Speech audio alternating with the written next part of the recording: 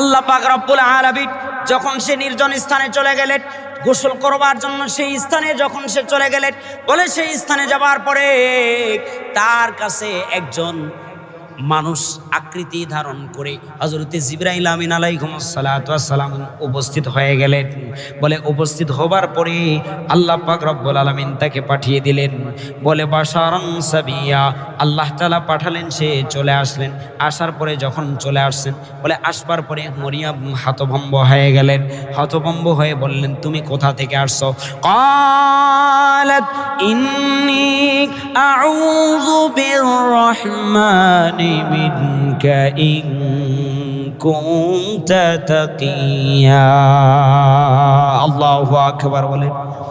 মারিয়াম আলাইহিস সালাতু ওয়াস সালামের কাছে হযরত জিবরাইল আমিন আলাইহিস সালাতু ওয়াস সালাম পরিপূর্ণ মানুষের আকৃতি ধরে চলে আসলেন।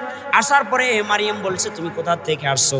তোমার কাছ থেকে আমি পানা চাচ্ছি, তুমি রহমান দয়াময়ের কাছে আমি পানা চাই তোমার কাছ থেকে, তুমি যদি মুত্তাকি হয়ে থাকো।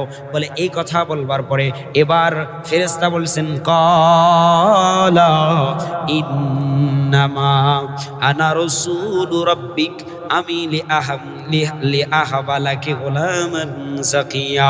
বলছেন আমি আল্লাহ পাক রব্বুল আলামিনের পক্ষ থেকে আসছি। হে মারিয়াম, টেনশন করবার প্রয়োজন নাই। আল্লাহ পাক রব্বুল আলামিন আমাকে পাঠিয়ে দিয়েছেন তোমাকে একটা গোলাম দেবার জন্য, একটা সন্তান দেবার জন্য আমাকে পাঠিয়েছেন এখানে। বলে কি গোলাম, আমার কেমন করে সন্তান হবে? মারিয়াম এবার বলে, ক্বালাত আন্না ইয়াকুনু লি গোলামুন ওয়া লাম ইয়ামসাসনি বাশারুন ওয়া লাম নাকু বাগিয়া।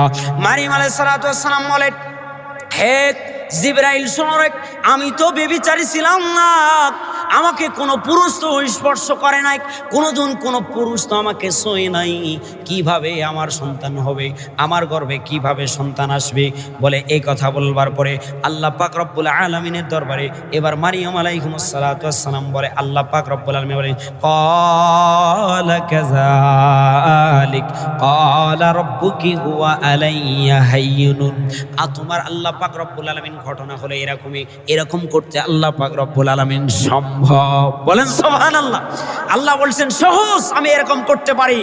আল্লাহ পাক রব্বুল আলামিন বলে সহজ, ওয়ালিনাজআলাহু আয়াতাল লিন্নাসি ওয়া রাহমাতাম মিন্না ওয়া কানা আমরান মাকদিয়া ফাহামালাতুহু ফান্তাবাদাত বিহি মাকানান কসিয়া।